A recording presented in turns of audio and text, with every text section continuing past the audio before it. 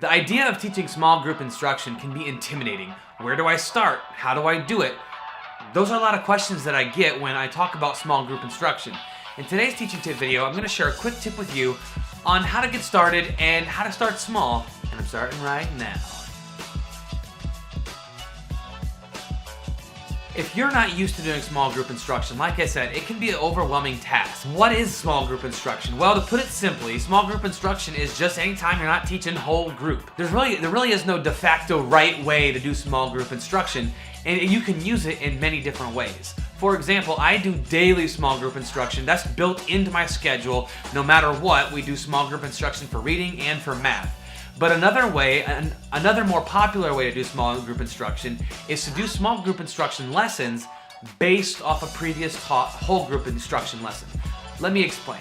If you teach a whole group lesson on fractions and you give your formative assessment, maybe you give an exit ticket, and you see that half the class really got it and half the class needs more work on it, you can do a small group instruction the next day. You can teach a small group lesson to half the class while the other half the class is working on independent work.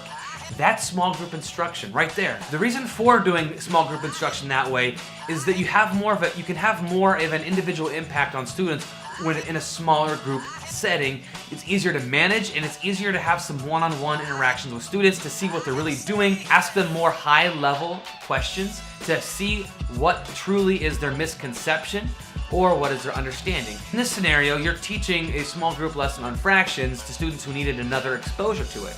Well, then what's the other group doing? Well, the other group could be practicing what they learned yesterday, or they could be working on a completely separate skill. If you have computers, they could be on computers. They could be working on a previous learned skill or something more individual. Maybe certain students need to work on their addition facts or their subtraction facts.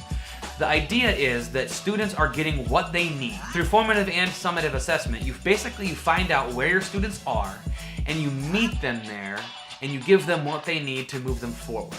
So that's the idea behind small group instruction. How you format it, how you organize it, if you have rotations or centers or not, that's completely up to you and your students. I just wanted to let you know, don't be afraid of small group instruction. It could be as simple as half the class gets something, half the class is working on something else. You can do it. Give it a try. If you like this video, give it a big thumbs up. And as always, make it a great day, teachers, and see you next time.